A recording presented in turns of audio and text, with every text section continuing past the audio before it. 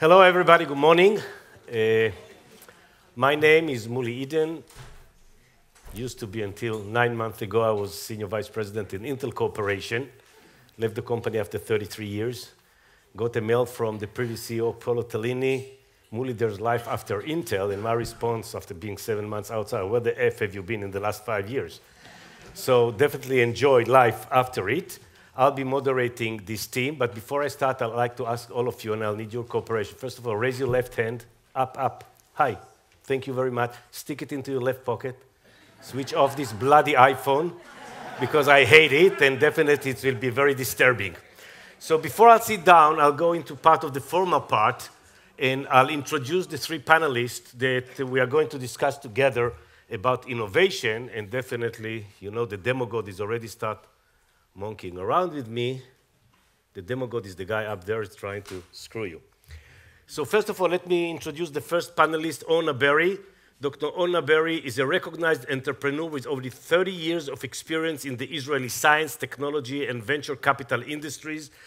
She is known for her effort to promote excellence, entrepreneurship, and innovation in Israeli society. Dr. Berry has held a wide range of key positions with significant social and public impact throughout her career. She co-founded Ornet Data Communication, later acquired by Siemens.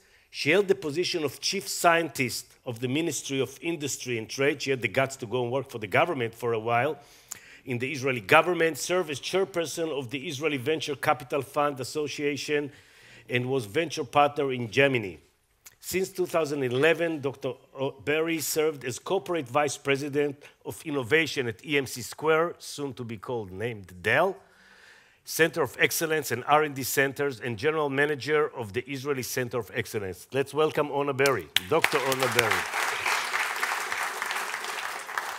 Next to her, I forgot to say the most important thing in her resume, a very dear friend of mine. Second in line, Eyal Waldman. Eyal Waldman is the president and CEO and co-founder of Mellanox, one of the few multi-billion-dollar companies in Israel. He co-founded it. From 93 to 99, Mr. Waldman served as vice president of engineering and was a co-founder of Galileo Technology, a semiconductor company which was acquired by Marvell. The important part of his resume, from August 89 to March 93, Eyal had a number of design and architecture-related positions in Intel Corporation. Mr. Waldman holds Bachelor of Science Electrical Engineering and Masters of Science in Electrical Engineering from the Technion Israeli Institute of Technology, and a very dear friend of mine. Although we worked together 4 years. And as last part of our session of innovation, we'll try to break the enigma. What the hell is making this small company, small Israel, 8 million people, how could we come to be startup nation? Each one of us has got his own opinion, and I believe Dubi is a great example for it, because I send Dubi a mail like all the others and say, please send me a resume. I get the answer. No, not again. I don't get any answer. And I call and I call. Then I called him yesterday, Dubi, what the hell is going on? Can you send me a few lines? And I forgot. Just say that I'm Dubi. So this is just the hell what you want, Dubi. Beyond other things that he did, he was the founder of M Systems, later on sold to SanDisk, and most important, any one of you have got Disk on Key. This is Mr. Disk on Key, Dubi, and still, hopefully in the future, you'll send me your resume, a very good friend of mine. So, let's start. Okay, let me see what it is here. And by the way, this is the biggest challenge for me, as some of you know me. This is the first time that I'm supposed to be listening. My forte, I guess, is talking, but I'll try to do my best. I guess I'll suffer. I'll try to meet the challenge. Okay, let's start. Steve Jobs says that innovation distinguishes between a leader and a follower. One of the very famous Steve Jobs quotation, I had the luxury to work with him, says a lot, but actually says nothing. And my question, let's start with you, Eyal. How would you define innovation? Innovation is creating something new. It doesn't need to be something that's magnificent. It doesn't need to be something huge. It's something new, and it can be very simple things. Sometimes or many times you go in life and you see very things that may look obvious to you, but if you make a small change, it can make a big difference in what people can do or use that for. So innovation is actually looking at life or looking at perspectives, looking at technology, understanding what you can do with this, innovate, make a difference, and then you come and then make something that other people have not thought of and produce something that's new. Dubi. Okay. You start the answer with, I don't agree. I don't agree. First of all, I do agree panel. for everything that you are going to be said here, so don't take me like that. But I would like to say something which is really different. Saying that innovation is creating something new it's not obvious, but it's in my presentation about M Systems, my first company, I have a slide, and in this slide I show products that we brought to the market. It wasn't only this USB flash drive, it was one of many products. So I have a slide for a product that came to the market in 1997, a slide that came to the market in 2000, a slide in another product that came in 2002. And then I asked the audience, what happened in 98, 99, 2001?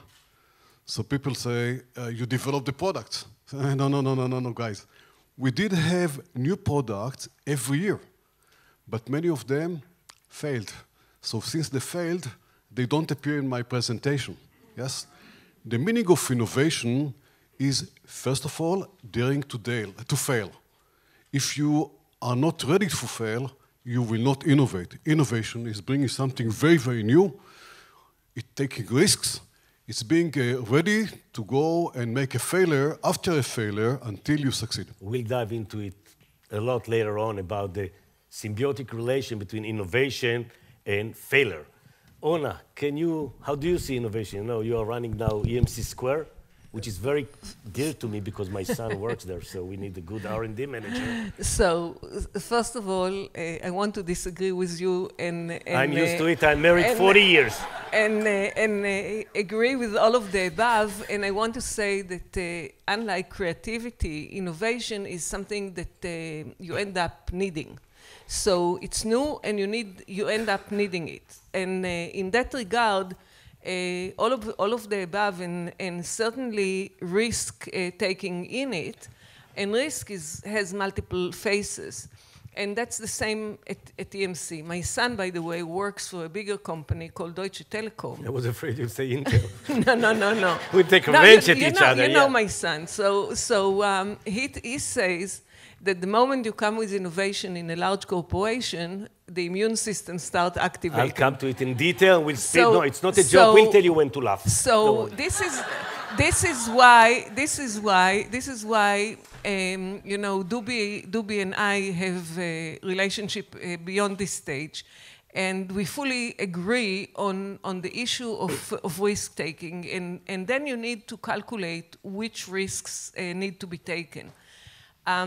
What I've done at EMC that was initially activating the immune system, and then I went underground and came back only when it started yielding, is actually initially sharing information that is innovative. No waste on time. So with your permission, I'll slow you down a little bit because we'll have a whole section about risk-taking when I would like to do a much deeper dive. So I'll just say that at the end of the day, it's about expertise, and it's about, in large corporations, it's about time to market and making money out of it.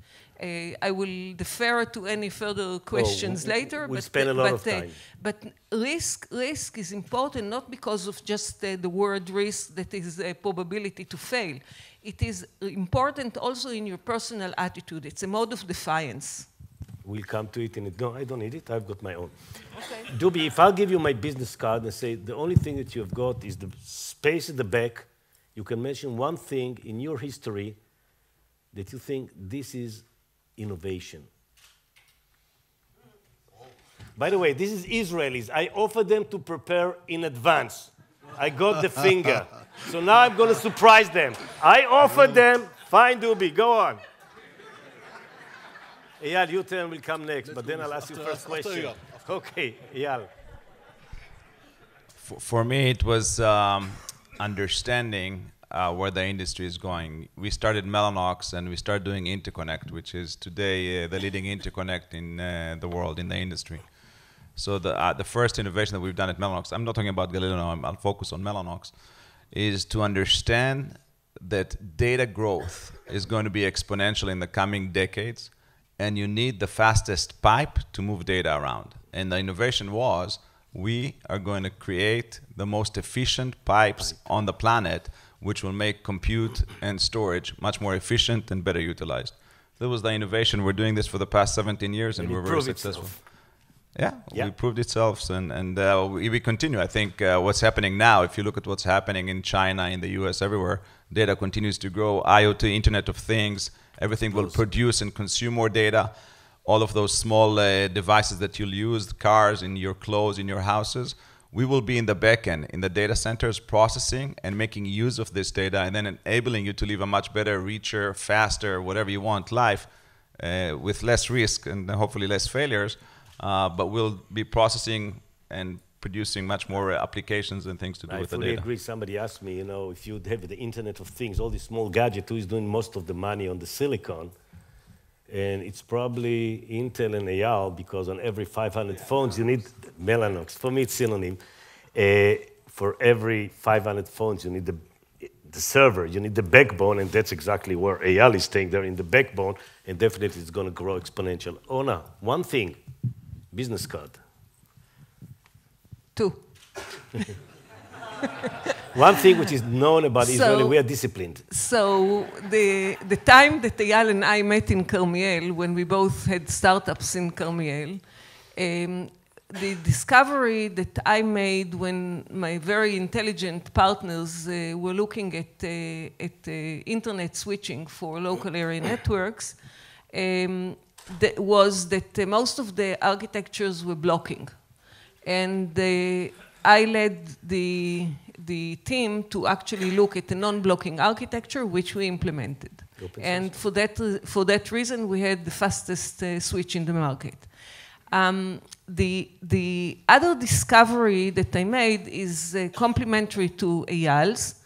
And this is a discovery, again, a technology discovery that has a lot of financial potential, but I promised you 2, so I will not expand beyond that.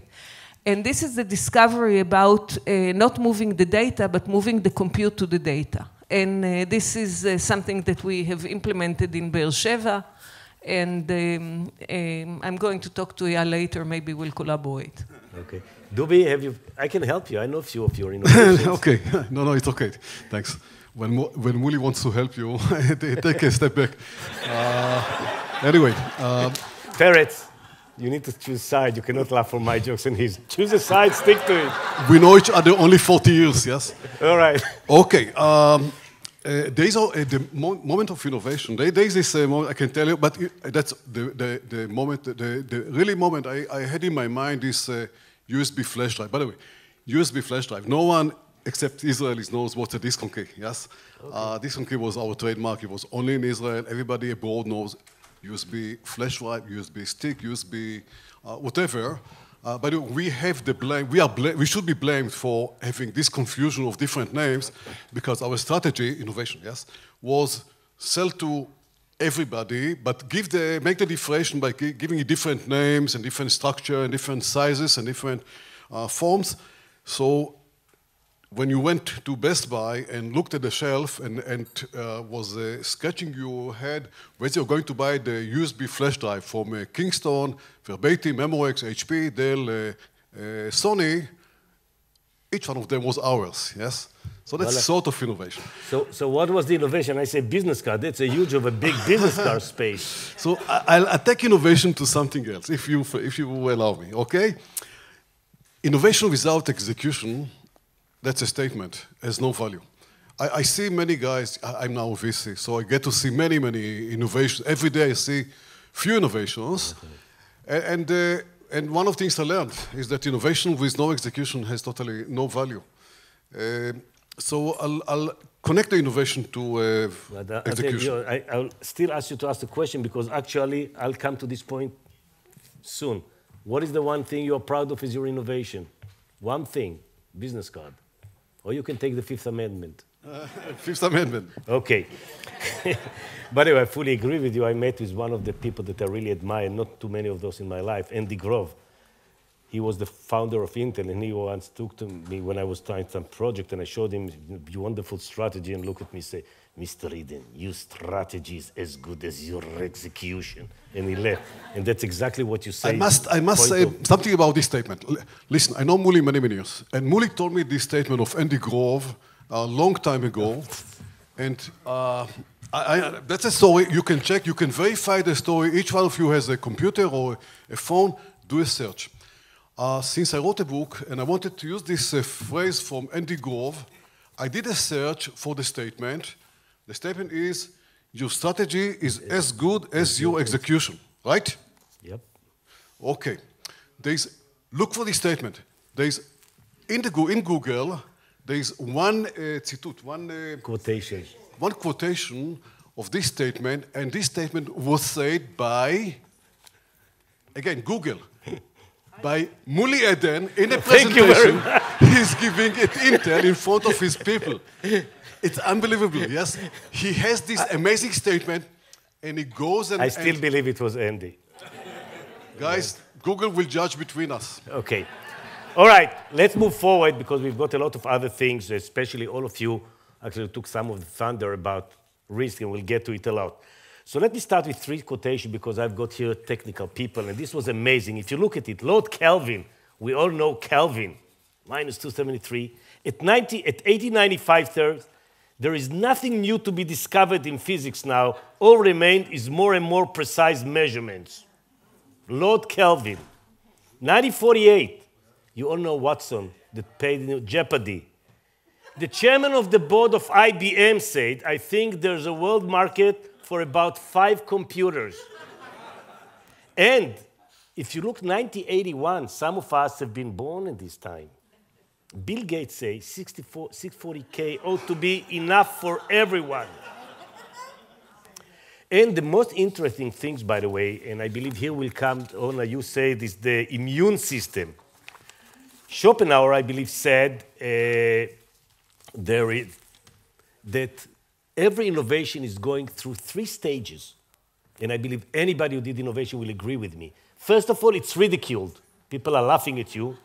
Secondly, it's strongly opposed because you are challenging the status quo, and then I don't agree with Schopenhauer, and then the CEO thinks it was his idea to start with. But I cannot remember one time that I came with something that makes sense and the reaction was not laughter. And even today, I get a phone call from startups almost every day, say, Muli, I've got something strange, I would like to hear your opinion, promise me not to laugh. My reaction, if I will not laugh, I'm not interested to hear your idea, because as a startup, you're supposed to challenge the status quo, make me feel uncomfortable.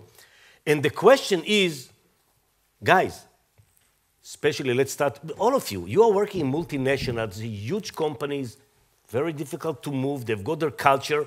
How do you encourage innovation in your organization? By the way, I tried to do it in Intel for 30 years, and I don't have any side effects. I don't have any side effects. You tried it, I don't have any side effects. It was very easy. Muli, so, you tried, and they fired you. So how do you really, in a big organization, you know, when you've been in M-System, Mellanox today, on a EMC Square, you're responsible for the whole, how do you encourage innovation in an organization? It's not natural for everybody. Well, I see that, first of all, it's the matter of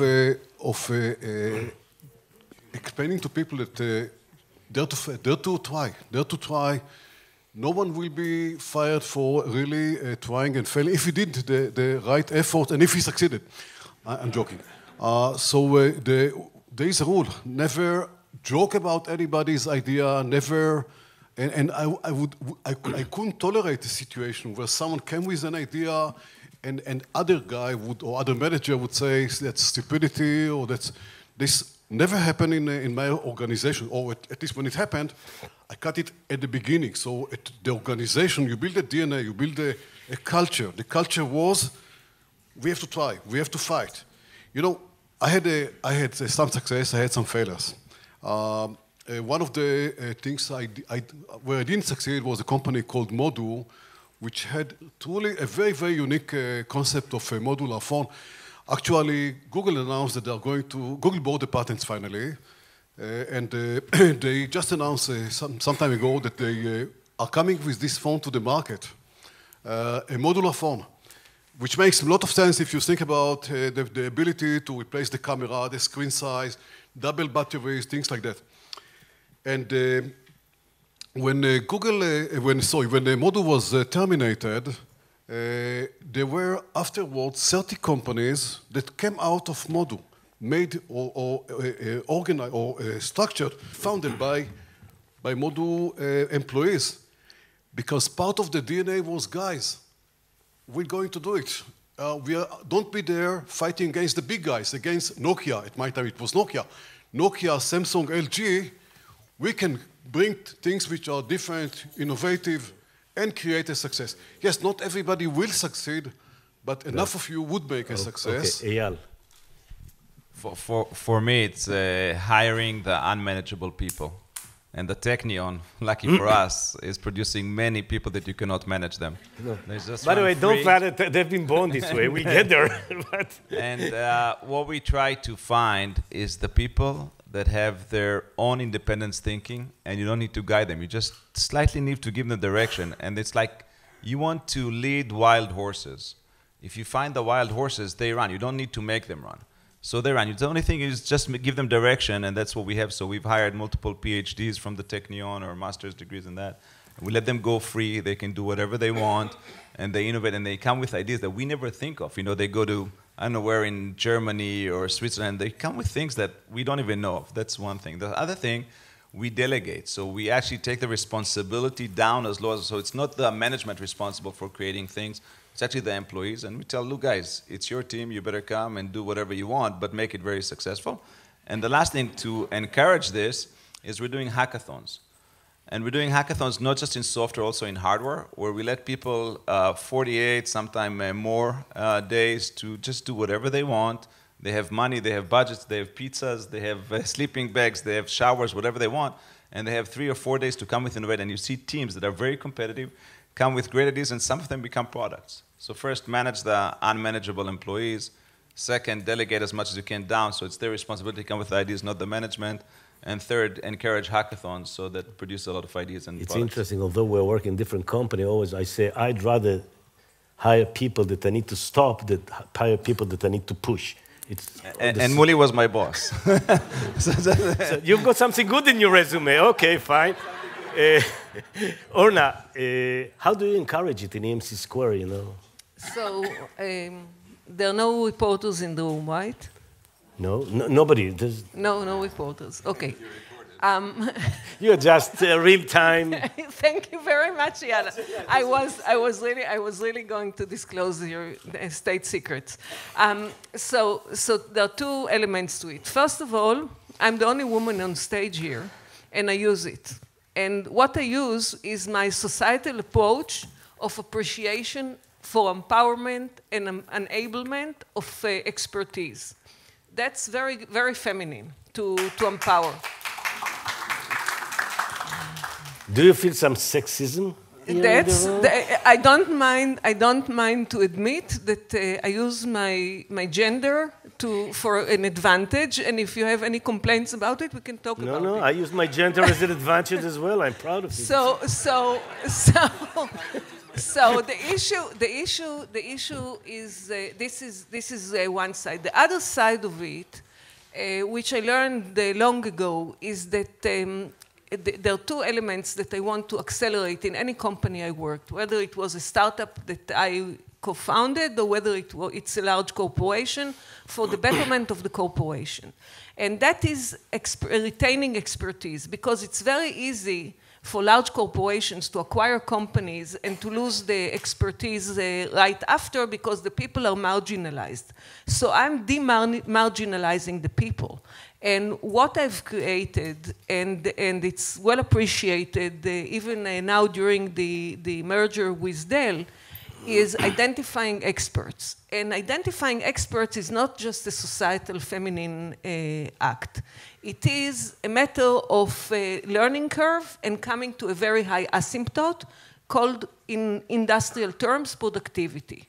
And that's exactly what I'm doing. It took me 5 years to get approval to a global program, and this program is running. And actually, this program is demonstrated by now to have way more than tenfold on the money invested in it. So I think it works. Yeah.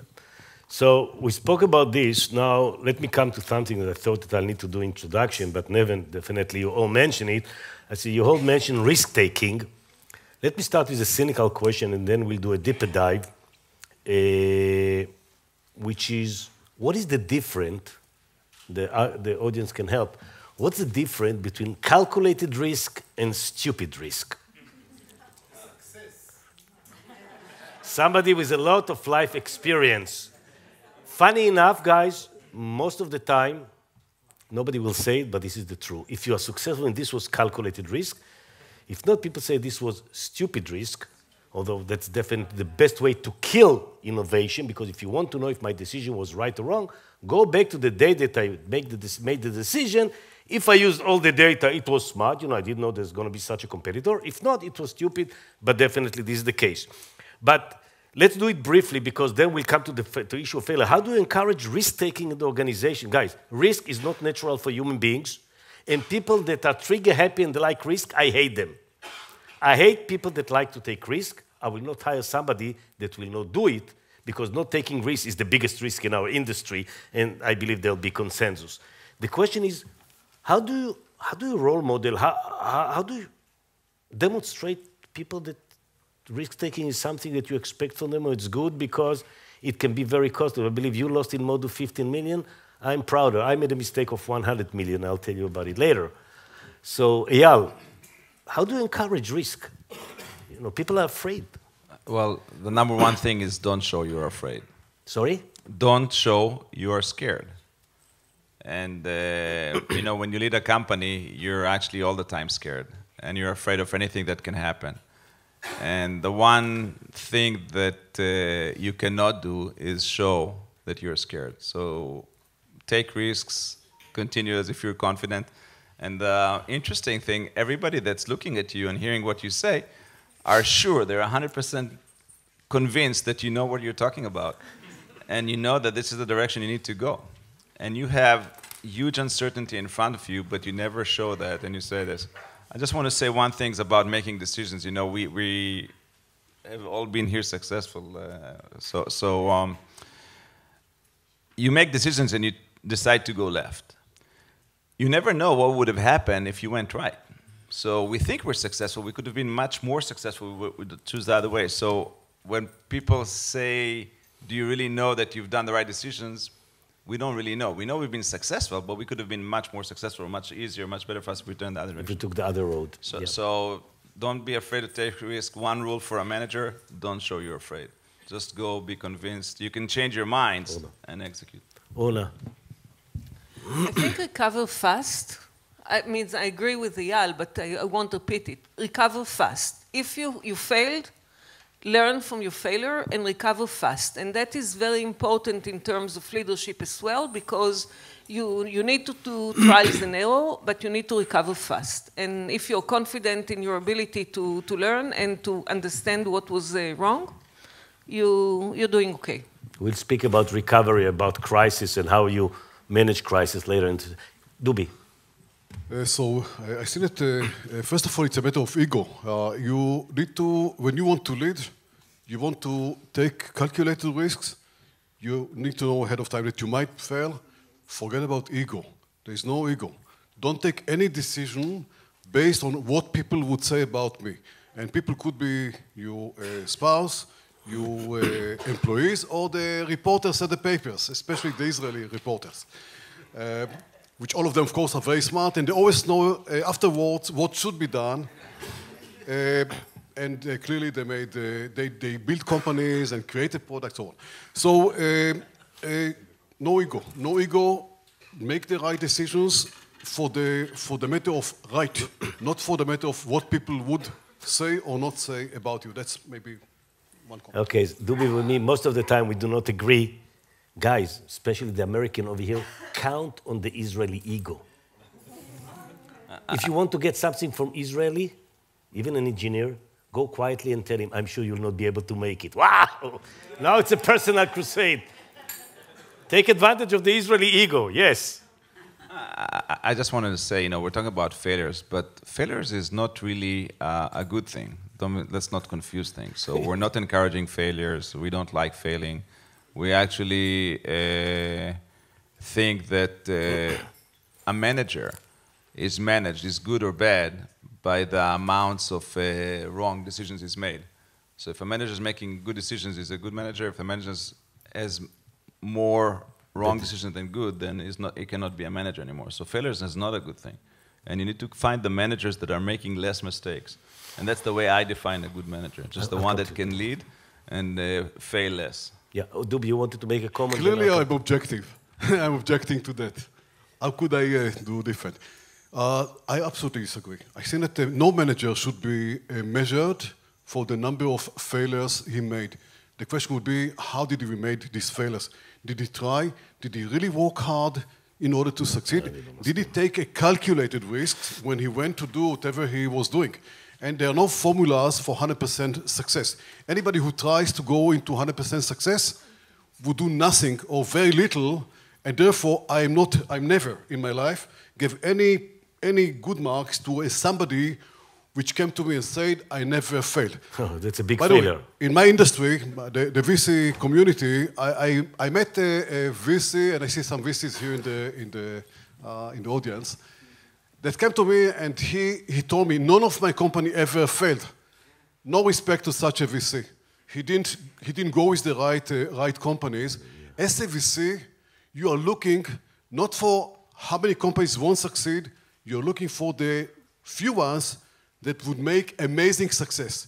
You look at Andreessen Horowitz, or Kleiner Perkins, or Sequoia, their proud is not for the companies they did not fail with. Actually, they do have a wall of where they failed and didn't invest, and they are very, very proud for them. On the other hand, I believe in the future we'll have symbiotic, because I believe what Eran said. Eyal, he didn't say he object failure, but say if you look at the manager that have got track record of failure after failure, I'll take it from my company, I'll move it to your company, because you admire failures, I tolerate failures. That's the big difference. I believe it's part of the business, but I believe what Eran meant, that he will tolerate. But at the end of the day, if you look at manager, you expect that the amount of right decision will be more than the amount of wrong decision, because you want the good managers. Oh, no. So just, Sorry? yes, that's, yes, yes. Okay. So I think that the summary of it is that excuses are good and results are better. So I think that we measure managers by results, and it's okay to have innovators who will try the impossible, but at the end of the day, we want to manage them to results. And that is very important. And the issue with risk, we need to remember that the probability of failure is not necessarily the probability of success of impossible inventions. The issue of success, the probability of success, is combined by many external parameters and few internal parameters. The internal parameters is that we're able to innovate and to execute in budget on time. From the perspective of the external elements is will the market evolve in time, and the story of Modu is one. Or else, and will we have partnership? Will we be able to actually bring it to fruition? But really, the difference between innovators, some innovators become managers. Those innovators need to think ahead and to be daring, and normally in Israel it's mostly technologically daring, and from innovators' perspective it is, and from the side of management needs to bring results, no doubt. And by the way, when Edison, somebody told him about the light bulb that he failed 10,000 times. His comment was, I didn't fail 10,000 times, I just failed 10,000 ways that didn't work. And definitely he cannot be blamed for no. Now it's interesting, by the way, although we didn't prepare this panel even for 1 minute, we came from similar industry, we've got similar scars, and definitely, you know, one of the big topics I wanted to discuss is risk-taking. We start to scratch it, because without risk, by the way, you will get nothing. And one of the things will come later on, Israel, the startup nation, are we more, can we take risk more than others, et cetera, we'll come to it. But on the other hand, when you say risk-taking, everybody says yes. But what people forget is, guys, risk equal failure. Dubi said it very clear. If you didn't fail, it just means that you haven't taken enough risk to make it happen. That's, if you take risk, hopefully the number of failure will be slow, et cetera, I don't know to identify, but risk equal failure. And I would like to share with you, Michael Jordan say, I can accept failure, everybody fails sometimes, but I cannot accept not trying.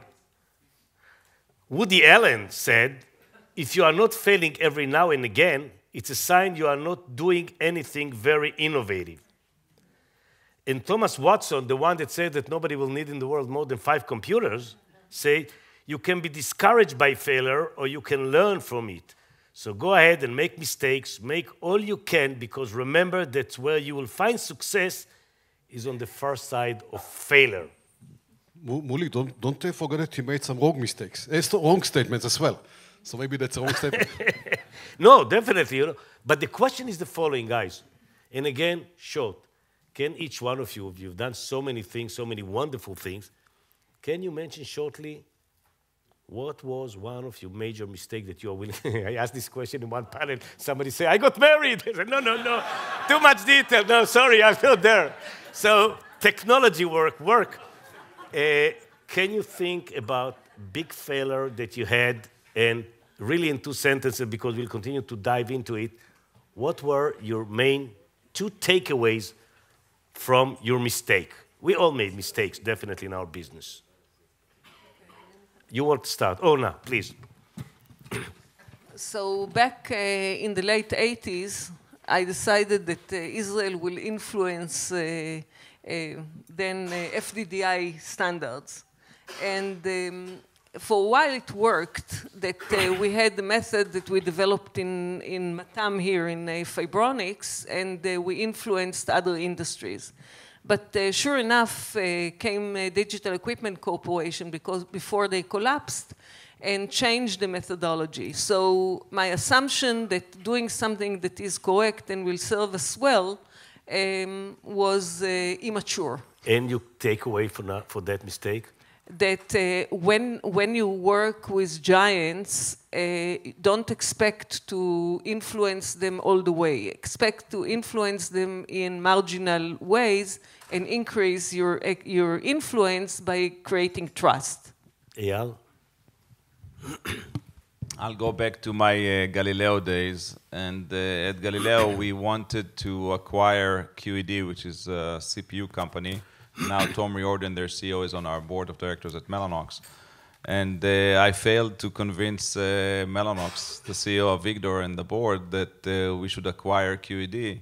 Eventually, I think that if we would have, Galileo would have been a large company, would have taken a big risk doing that at that time. But I think we could have been much more successful than we were.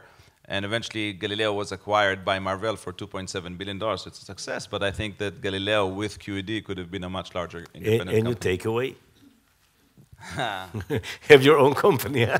No, that's, yeah. But, you know, I think that it's, for me to try and convince the CEO to do something, I tried many things, but I don't know how I could have done this differently. Dubi? Well, I have so many mistakes that I could talk the whole day about mistakes. One big one. 2. Okay, that's 2. Okay, 2 for me. So first mistake, I established M Systems. That's my first company, dealing with flash data storage. Flash was very, very new. And we, Intel actually, with Microsoft, had their idea of how to use flash for data storage, which was a stupid idea, totally wrong, file level only, emulation, not a record level. We came with our concept, which was truly amazing, revolutionary. We truly emulate a hard drive on the sector level. And what we haven't done, we didn't file a patent. Why? Because patents cost a lot of money. And guys, we are going to be so good. Every year we'll get with another idea. We'll be so good that all the rest will always follow us. We don't need to file patents. What a stupidity. I don't have to explain the... And the second one, okay? After such a stupid comment, I'm not sure that we want to hear another one. Okay, go ahead. Yep. I think that Peretz here is having the same thoughts. Did we really define that we are going to do this evening? Okay. The second mistake, I sold my company, M Systems, to Sanis, $1.6 billion. By the way, big mistake.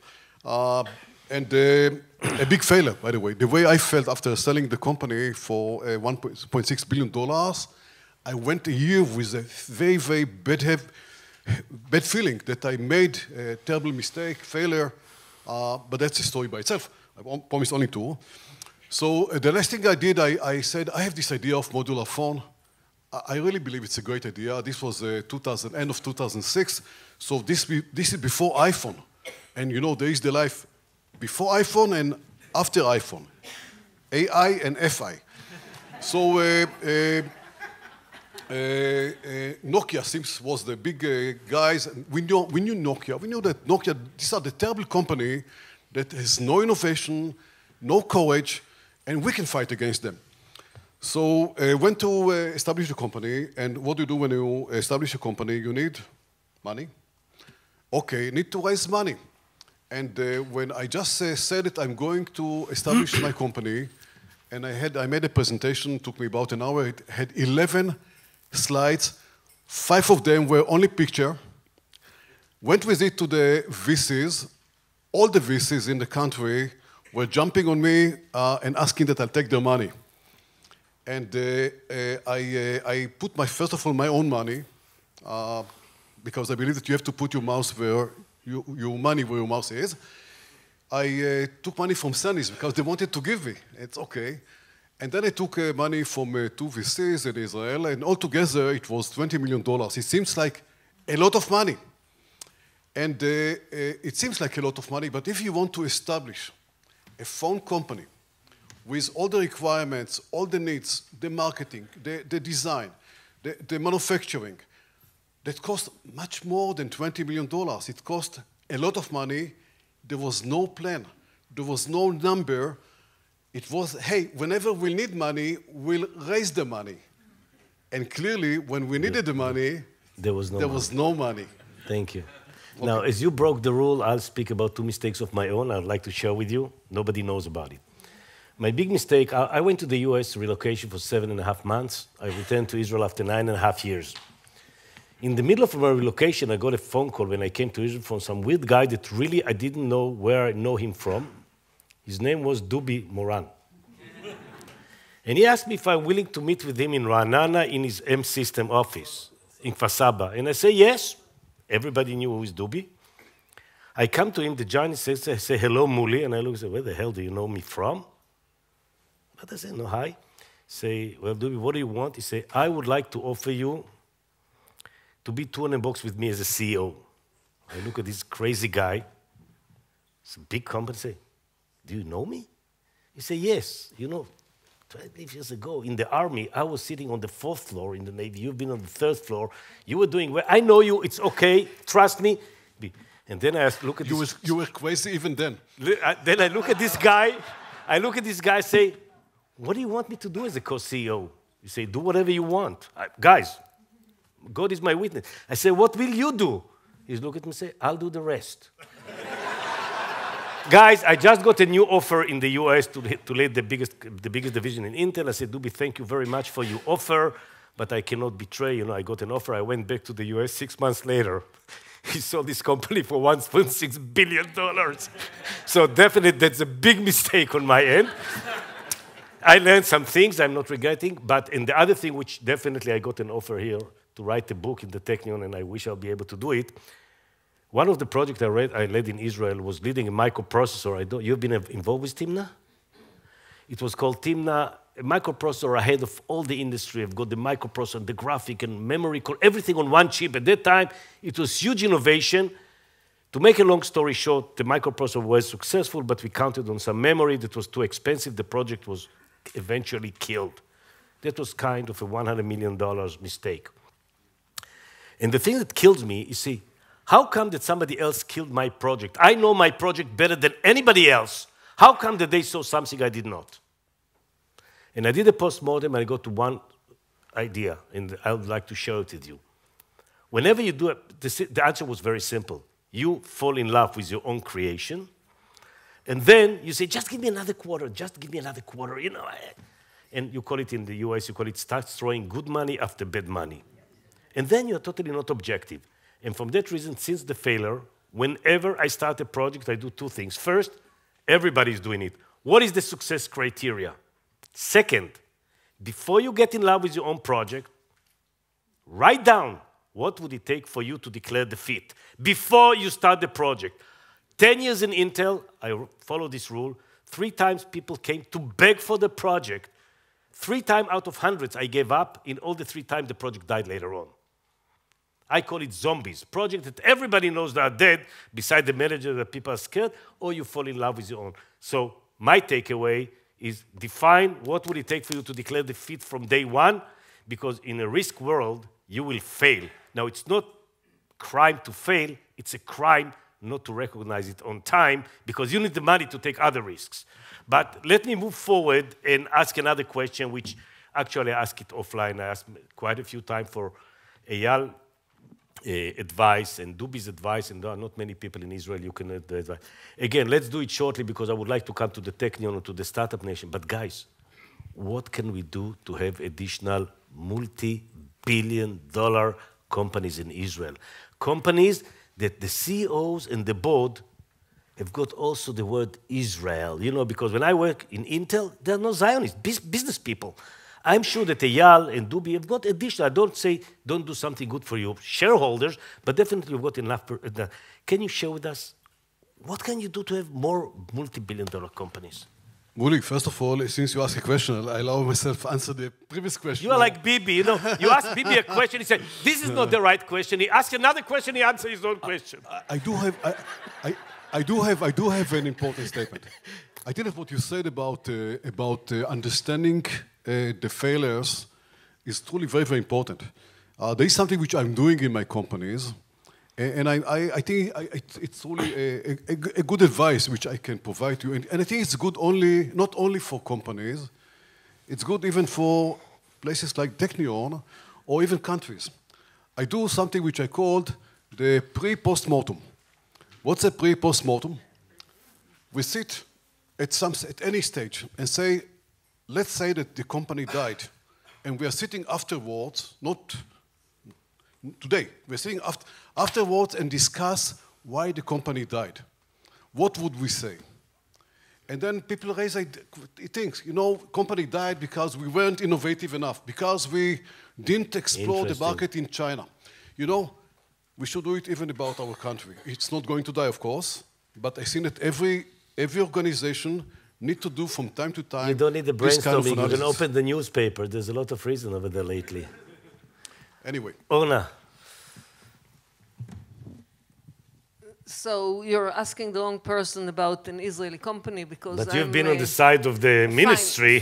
Fine. So I will wear your hat and take a thinking position of government, which I left. That's benchmark. Which I left about 16 years ago. But that's okay.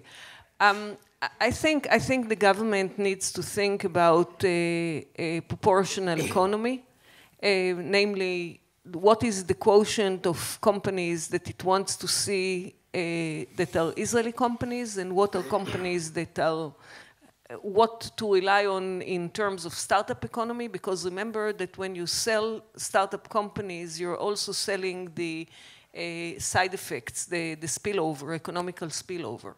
Yep. So my view about what needs to be done is about national projects.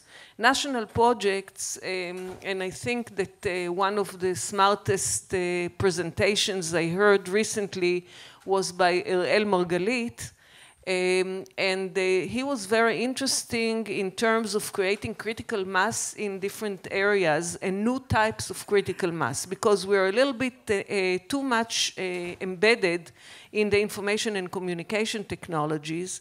We're not sufficiently embedded in health sciences, and we're not sufficiently scaled in long-term sustainable activities that are anything from building the capabilities in new regions. So if let's say one parameter in the government today is the cost of housing and affordable housing, you can develop, and I think Ariel presented a nice activity about health food in the Galilee, about cyber in Beersheba, about activities in Haifa according to semiconductors and the next generation. So you need to, in a small country, you cannot just expect the free market to influence. You actually need to think economically. And it's long gone that really we have a very strong economist sitting in the government and doing the planning. By the way, Netanyahu is very smart, but he doesn't have time for that. He needs to manage the coalition, which is the lowest common denominator, and he has a minister of finance who is looking... I would argue your statement as well, but people told me no politics here. That's okay. I wasn't in brief before, and I can say whatever I want. So I think that we need to do economical planning. We don't have very strategic and executable, and we don't have any economist, definitely not in the Ministry of Finance, and also not in the Ministry of the Economy, who is looking at this strategic plan and can show execution on it. Thanks. Eyal, you are still suffering. You are in the trenches now running your business. I'm not suffering. I'm enjoying running the business. So I think if you look at Facebook, Google, Microsoft, they were developed in the university, not by the course. So I think the education, and I want to say something here about the environment. The education institutions should build an environment that has free resources to those people. Because you look at Facebook, they use the university computer to start a network, a social network they built. If you look at Google, they also started in the university, and they didn't even graduate the university. They just used resources. So I think the most important thing is to invest in the education, but not just in the formal education we're doing, but put resources in the Technion, which we're lacking. We don't have a supercomputer here, and I've been talking this for many. And I'm not doing this because of Mellanox. I really believe that we have those young kids that can run free and do many more things that we cannot even think of or imagine. But if they don't have the resources, and they don't have it here in the Technion, if they had the resources, they would come with ideas and they'd have time to run it over the weekend and over the nights because they have free time and that's what they want to do, but they don't have it here.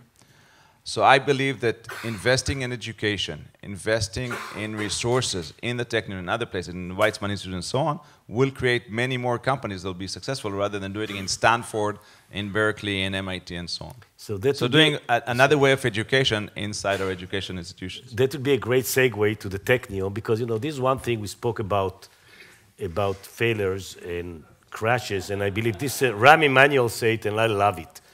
He said here, a crisis is a terrible thing to waste.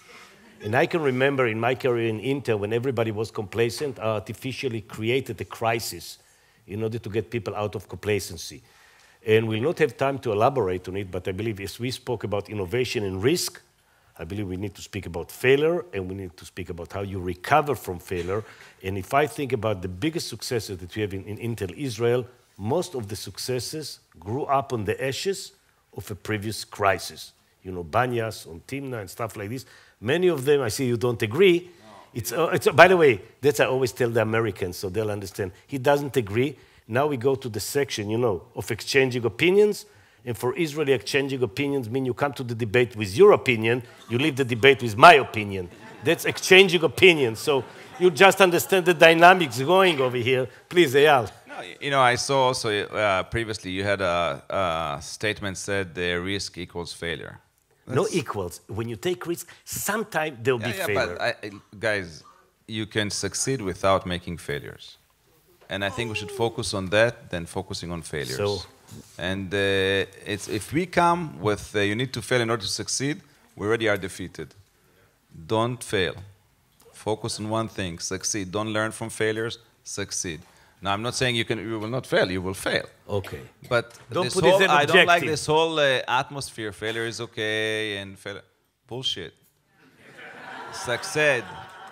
Just succeed. And if you focus and don't let yourself fail. So, And risk is not failure, and you can take a lot of risk without failing, and just focus on succeeding. two things for the foils. First of all, when you prepare foil, we say explain, equal, exaggerate, and simplify. So I fully agree with Eyal, guys. I'm not advocating failure. And what I said when I spoke, and I didn't have time, I said that normally the way that we encourage, I recognize success, I tolerate And failure, I penalize inaction. And I want to say one more thing. You know, I measured a lot. You know, the only way you measure me if I'm successful or not is by one number, the share price. Yeah. And it's not nice to say that. We can do many great things for many people and so on. You measure the bottom line result. And that's a very important message. Sure.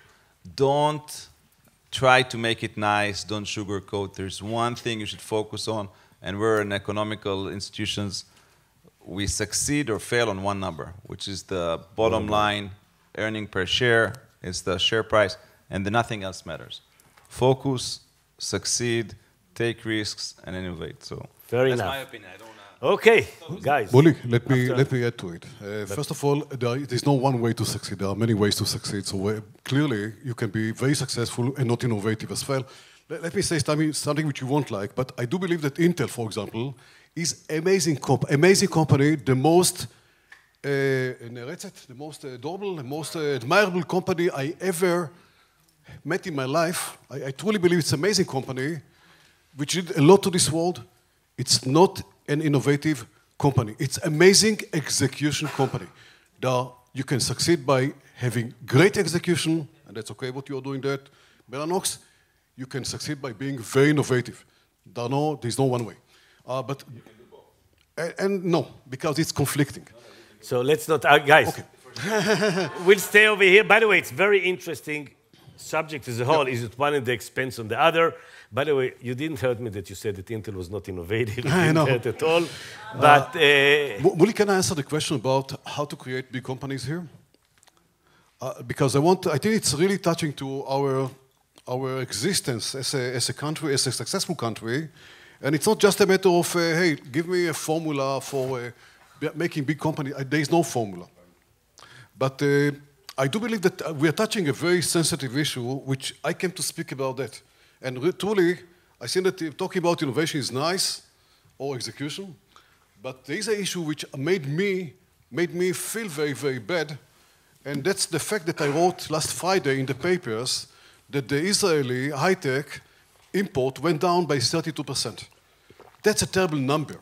In any country, the Minister of Finance or the Prime Minister would say that's a crisis. Anything, let's just do that and understand what's going on to understand this number or to fix the problem if there is a problem. Nothing happened in this country. And the question is, why that? Do you know? sorry? Why our export went down? Yes. Okay. 3 companies, and that's the reason I'm not alarmed like you, but we'll have to take it somewhere. The 3 companies killed Teva and Intel. And because the export of these 3 companies went down, it doesn't impact not the occupation, not the number of people, not the number of jobs. So I believe it's periodically. With respect to Intel, I know that they're ramping down production because they're preparing for the new technology. So definitely I need to see the next level of detail because I read the first thing in the paper and the second thing in the paper. And working with the papers, I don't believe the first, I don't believe the second. So I don't know. I need to dig deeper. But okay. Muli, but the phenomena take is 1 phenomena minute, of, a phenomena of 3 years. It's not a phenomena of last year. And there is an issue in Israel in the last years. In the last 3 years, there is no growth. that I agree. Qatar, But guys, you need, okay. let me stop over here.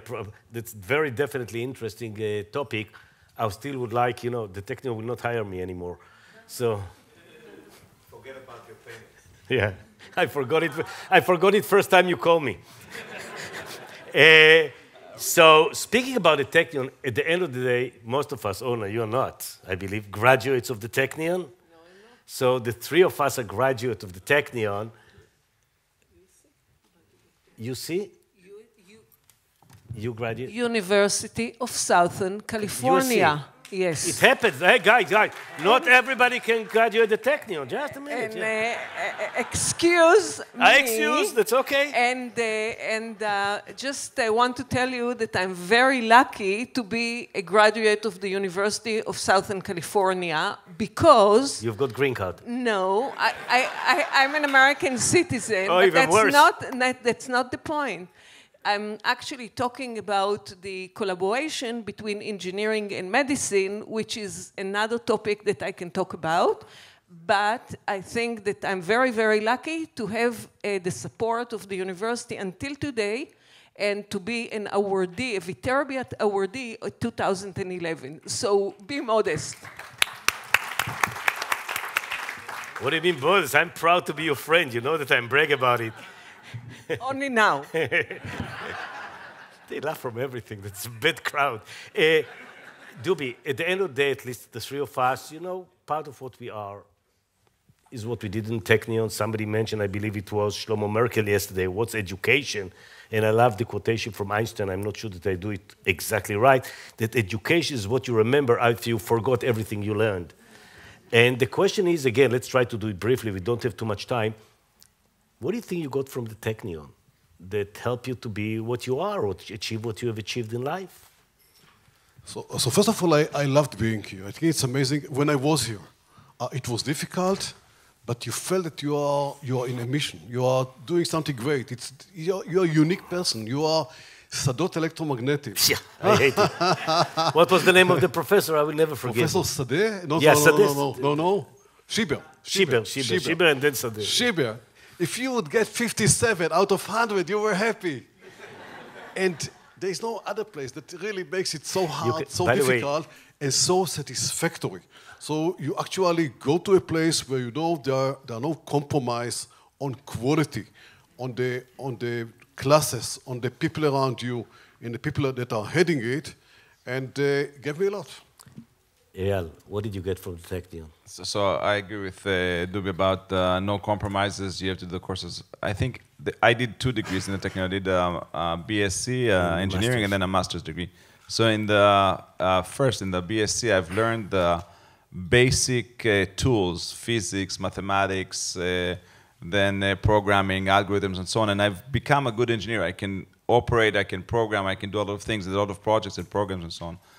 The second degree made a big difference. That's where I learned to research, to really try to find things that people have not, are not feeding you. In the first degree, you are fed and getting all of the material, and you do exercise, and you do tests, and so on. In the second degree, I've learned how to research, how to ask questions, how to try and find answers. There was no Google at that time. And it was slightly harder, but that was the very big tool that I got from the Technion in the second degree. And if I can add for myself, I will think about it a lot. I believe the one thing I got from Technion, which I'm trying to impact the Israeli education system, because that's what's going to be in the future, otherwise we are all dead or unemployed, I learned to learn. Because whatever I learned in the Technion was non-relevant 20 years later when I had to lead some microprocessor group or manage something else. And whatever we teach our kids today, by definition, is going to be non-relevant 20 years from now. And don't come to me with this bullshit. What about math and ethics? It's not one against the other. We need to be ethical. We need to have value. All these things are still in place. But the material that we learn, stuff like this, the world is going to change. When I was in Technion, guys, there was no Google. There was nothing. So I believe the most important thing that we can have is to teach the kids to learn. And I've seen a very nice quotation I'm going to present tomorrow, which says, the illiterate of tomorrow are not the people that do not know to read and write, are the people that do not know to learn, unlearn, and relearn. And what I need the Technion to teach me, to change, is to teach me how to learn, because the things that we are going to face 10 years from now, the Technion do not know that they exist. By the way, they haven't been even invented yet. And we need to make ourselves prepared. Now let's go to the fun part. Guys, that know that I have many, many opinions, and I read a lot of books, and I know many of your idea, and we're laughing at this. Israel, the startup nation. A double-edged sword, people are very proud of it, I'm proud as well. The double-edged sword because many people are complacent, many of the trends are the wrong trends. And by the way, hint for my Israeli friend, don't give such a book to your American friend, he already got 2 copies. So there is still something that such a small country with so little resources, etc., we've got so many companies in NASDAQ, we've got so many startups, we've got so many things. Let's do it in a sentence, really, each one, otherwise we'll not have a chance. What is the thing that you believe make us, and we still have it, we cannot ignore it. What makes Israel a startup nation? What makes our engineering what they are? Let's give a bullet, let's give a chance to everybody, and let's go around. Let's start with Eyal. You'd start now. And then on. For me, it's simple. It's army training. I think officer course is a great thing, and the notion we cannot lose. You must succeed. Yes. I think that the deterrence... I'll come back to you, by the way, in second, deterrence and survival equal competitiveness, and this is where we can put our marginal impact. Dubi. Well, I'll be very different. Allow myself to be very different. Guys, I don't think that Bill Gates or the guys from, sorry, Bill Gates wasn't in Israel, but the guys from Google, the Larry Ellison, Eli Harari, a long list of guys in California, Jews guys in California, the established companies were in the Israeli army. So I'm not sure that the Israeli army is really the big differentiator. I say that generally, we are a nation of survivors. We are a nation of people that actually had to think out of the box and to be very innovative in order to stay alive. My grandfather came here because when Germans went to Poland, he dared. He said, I'm taking a risk, I'm going to Russia with my kids, with my father, and he stayed alive. His neighbors would say, you know, okay, Hitler would come, we would be okay, everything is fine. Their children are not here. It's very, very simple.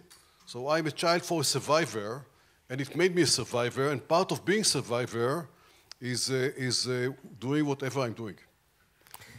I'll add another aspect of it, and I have the privilege to work both here and in the US, and people are different, there's no better or worse, but to do some comparison. I believe one of the things that make us a startup nation, guys, is 2 things. First of all is this. You heard the word chutzpah? Those of you who do not know, I can give you the exact definition of the word chutzpah. I'll tell you what is chutzpah for me. Senior vice president, busted his ass in Intel for 32 years. I come in the US to some engineer, he's already 2 years in Intel. I said, oh, do it. What will he do? What? He will do it. Then I do the same question, I come in Israel, I hired the son of a gun from the Technion a year and a half ago, and say, do it. What he will say? Not just why. Polo Tellini, my CS, what the hell is that? Why? Who the hell are you? Why are you? They'll start challenging you from ground zero. When I'm sitting in a brainstorming, the people that are screaming at each other, you do not know who is the manager, who is 2 years. By the way, at some point in time, you need the responsible guy to turn his rank, say, okay, it's decision time, I need to make a decision. But I believe the chaos, not accepting anything for granted, challenging and challenging and challenging the status quo, I believe this is part. Or if you go in a room, in the US I had this problem, I went to a cubicle next to me and said, what are you doing? The answer was, mind your own business. In Israel, everything is my fucking business. What do you mean? That's the beginning of a system engineer. I'm interested. So again, there's no right or wrong. There are many things that I envy. What I've seen in the US, I will copy happily. But I believe the chaos and the challenging is part of what I believe is bringing out. Dubi, you want to bring another points or? No, but by the way, Eyal I'm not against what Eyal said. The army is part of it. There are many, many factors, and chutzpah, of course, the Israeli chutzpah is part of it as well. So it's thinking out of the box. Clearly, that's what we are, and that's great. Let's stay like that.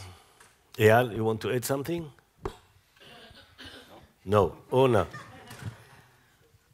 If we want to make a difference in a very bureaucratic environment, we talked about economic development before, then you must have control over what you do. And that's, startup is one. Okay, and I'll add the last one, which I don't know to explain, guys. It's really a big enigma for me. If you lived in the US, both of you, you go to the supermarket, 7-Eleven, Kmart, whatever, and you just watch the behavior, and you see the mother is walking between the aisles, and Daniel is walking after mommy. I wanted almost to punch him and take blood for DNA. You go to the Israeli supermarket, the kid, 3 years old, he's running, he's ruining everything, and the mommy is running after him. I said, stop it. Now, you haven't been in school. Is it DNA? What the hell is it? You can see it at the age of 2, 3, and you see the difference between cultures and stuff like this. Again, I'm not trying to rank it. I'm not saying if it's good or bad. I envy, for example, the Americans standing in line. I don't know if you've seen Americans standing in line. For Israel, it's a renovation. Yeah. It's amazing. I came to the train, and they're sitting one after the other. They're standing, 4 people, there's a line. They've got this stupid notion, really, it's American stupid, that if you come first, you're supposed to get on the train first. Where did they get it from? If you go to the train in Israel, people also standing in line, like this. And I'll end up with something which you call stand-up. I hope you remember the rest of the discussion. But I was looking at it when I came from the USA. It's unbelievable. You see the people are standing like this. You are nervous. By the way, I envy the Americans. I'm not kidding on this respect. And then you came first, so, because there's a long line, at least you want to make sure that you'll get. So you stand where it's written door, on the side, door. But because the train driver is an Israeli, one thing is for sure, the door will not stop when it's written door. No chance. So you see, when the Americans are just standing, waiting to get on the train, the Israeli-American calculation, Paris, kinematics, you are trying to calculate where the train door is going to stop. No, I'm not kidding. We're thinking all the time. They're the startup nation. You have to admit. And then when the train is coming and you have seen it, you see everybody's trying to improve their position. And then you figure out that you lost and you start the other side again. And they're thinking all the time. And then, thanks God, the train is stopping. The American has got this foolish notion. You have to admit. The first, you let people out. And then you go in. I don't know where they got it from. Israeli, by the way, I know it's right. I'm intelligent enough for that, but I know that if I let them go out, the son of a bitch that came after me will go in. And then we start doing physical calculation of impact. How do you call it? Training. This is training. It's physical calculation, impact, and to see who is going to. After 2 minutes, by the way, you get inside. In the US, you're fresh. In Israel, you're a little bit browse. And then you go to the reserved seat to see somebody sitting over there. And when you ask him to get up, he tells you his opinion about your family tree, but never mind. I looked at it, when I came to Israel, and definitely, you envy the audience. I say, you son of a bitch, you're crazy, you're undisciplined, but I love you. And jokes aside, and it's kind of the funny side, I believe that this chaos is definitely, if you know how to create the chaos and then reign the chaos, you can get miracles, and that's the reason I do not give up, because I believe this part of the chaos is really something that if we know how to manage and nurture, we can still have great things. So I would like to thank very much Dubi, Eyal, Ona, and thank you for being a great audience.